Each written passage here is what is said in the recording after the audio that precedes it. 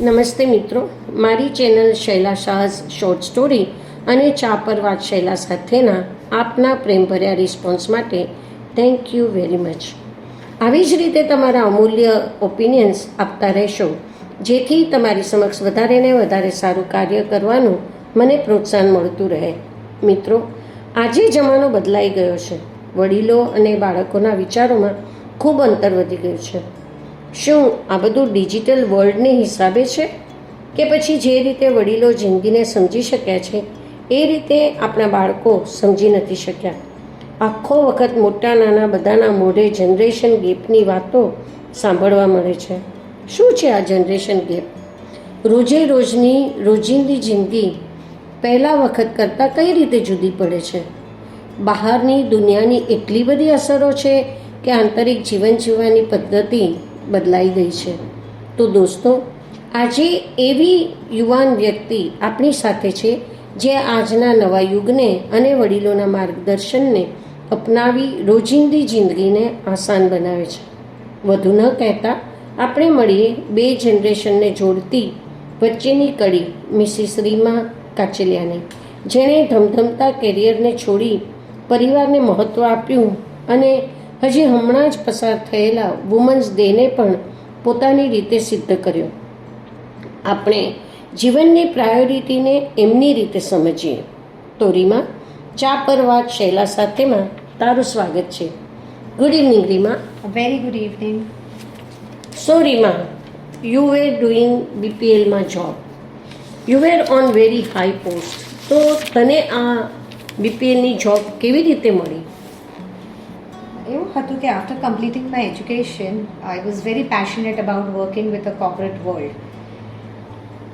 Friend through ખબર પડી, opening હતી, I applied for the job અને ઇન્ટરવ્યૂમાં સિલેક્ટ થઈ ગઈ અને that is how I got selected in the company and because of my communication skills. અને it was my first big step into professional career, જ્યાં મને immense exposure અને experience મળ્યો. So you started on what duty? I was appointed as a trainer in that company. અને મારે train કરવાનું હતું બધા ટ્રેનીઝને on communication, I like how to speak with the clients, front end કે phone ઉપર હોય કે કેવી રીતે ક્લાયન્ટ સાથે કેવી રીતે વાત કરવાની, એ બદલ હું એ લોકોને ટ્રેન કરતી હતી. So BPL is mobile company basically. Yes. So એના પછી higher, how you went on the higher status? અચ્છા, એમાં એવું હતું કે ડિફરન્ટ ડિપાર્ટમેન્ટ્સ, બહુ જ બધા ડિપાર્ટમેન્ટ હતા, મોટી કંપની હતી. જ્યારે પણ ફ્રી ટાઈમ મળે હું બધા જ ડિપાર્ટમેન્ટમાં જઈને સમજતી હતી કે એ લોકો શું કામ કરે છે, કેવી રીતે થાય છે.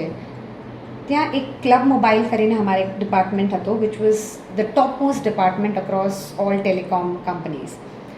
તો એમાં કેવું હતું કે બધા સેલિબ્રિટીઝ, બધા રિલેશનશિપ મેનેજર્સ હતા, જે સેલિબ્રિટીઝ અને politicians all across Mumbai, basically all premium ક્લાયન્ટ્સના અકાઉન્ટ હેન્ડલ થતા હતા.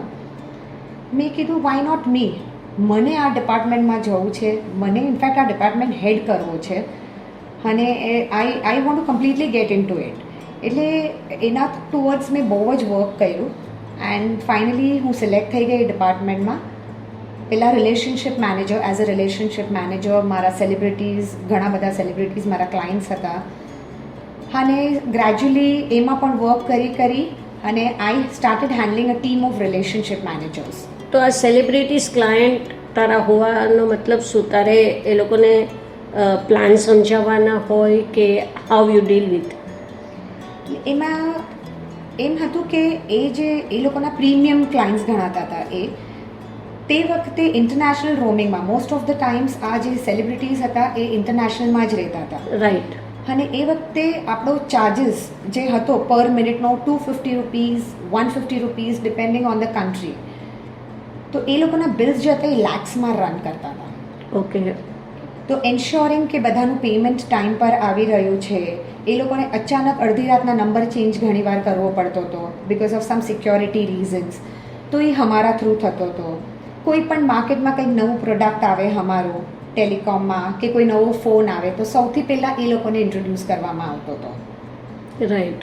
તો એ કાઇન્ડની પ્રીમિયમ સર્વિસ એ લોકોને દેવામાં આવતી હતી.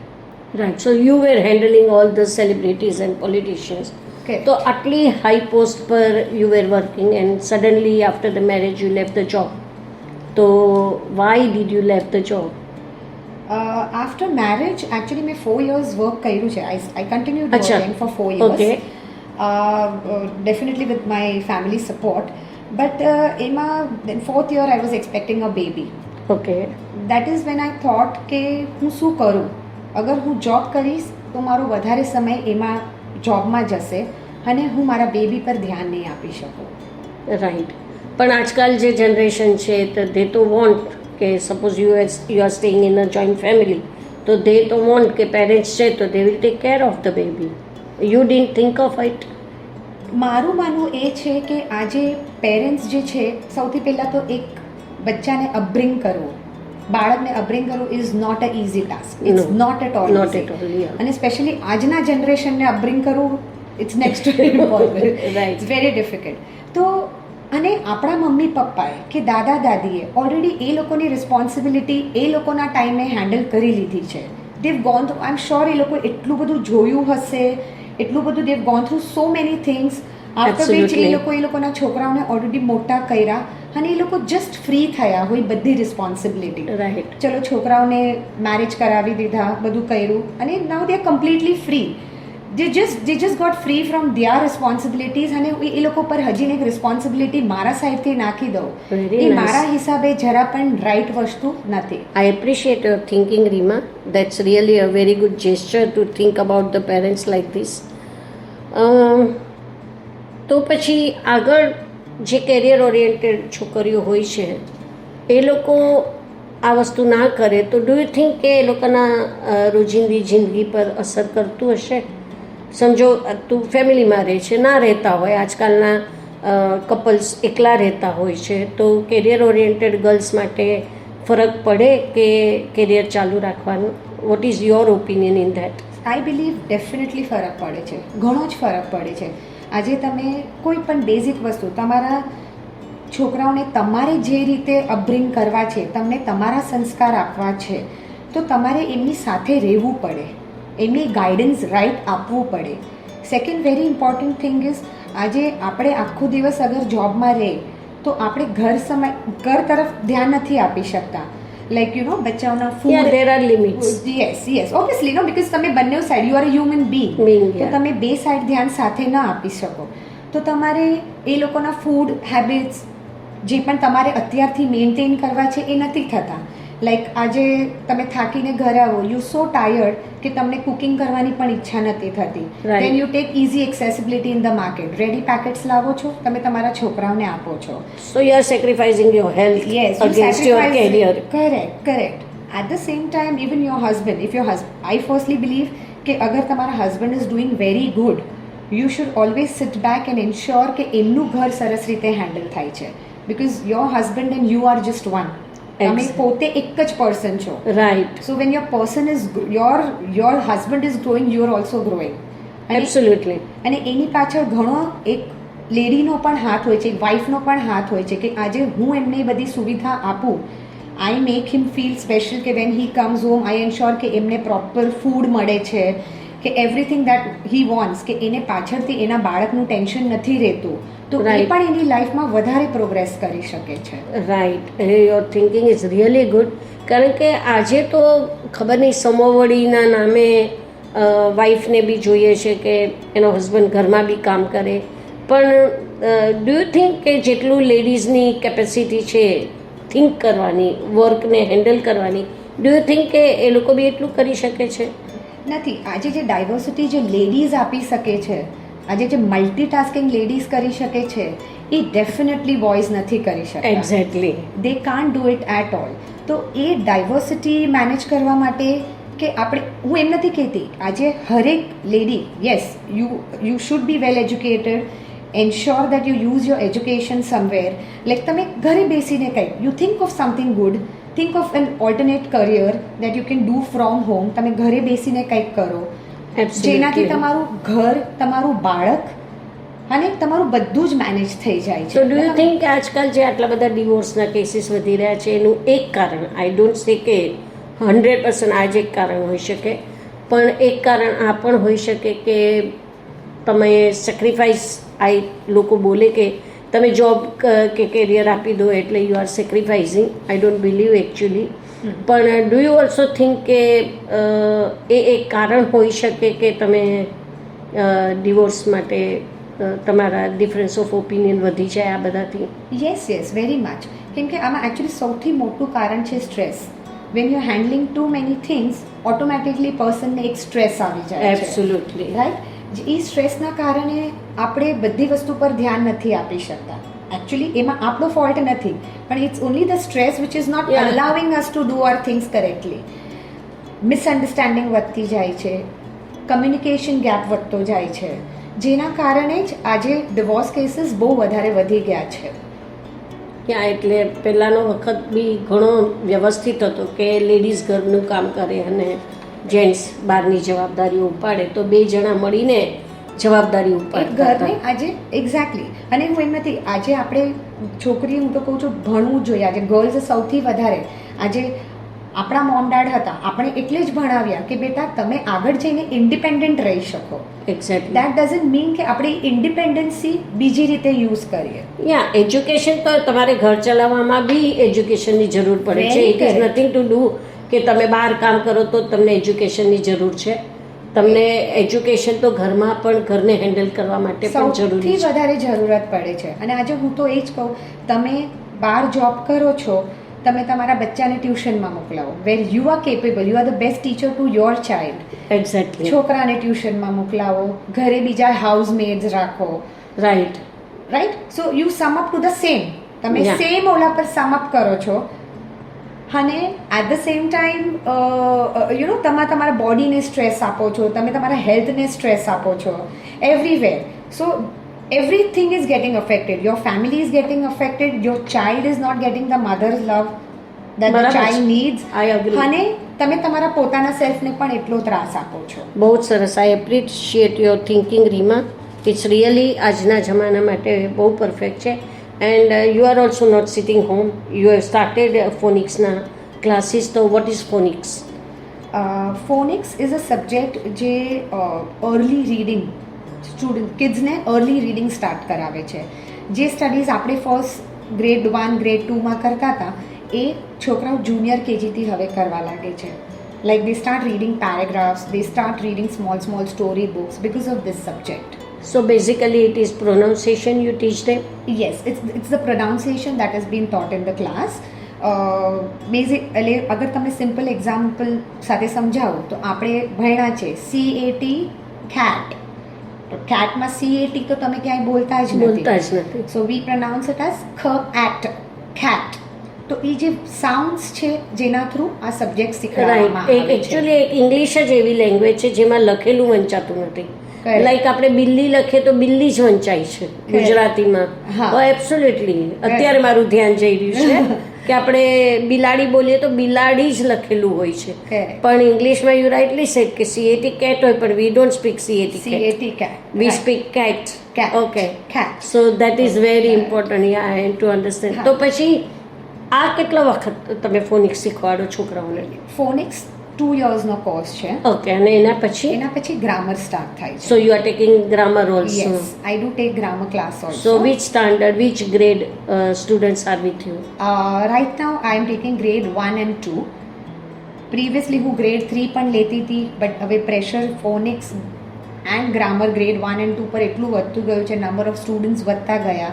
અને પછી somewhere I had to stop because as I said, I believe કે ચાઇલ્ડને પણ આપણે ટાઈમ આપી શકીએ અને ઘરને પણ ટાઈમ આપી શકીએ, એ રીતે આપણે કામ કરવું છે. So actually you have taken very right way to live the life happily, to your study also coming to make you having a talented person as a hobby. You are pursuing all this as a career. So this is also another way of living, કે not just ઘરની બહાર જઈને career પર focus કરો.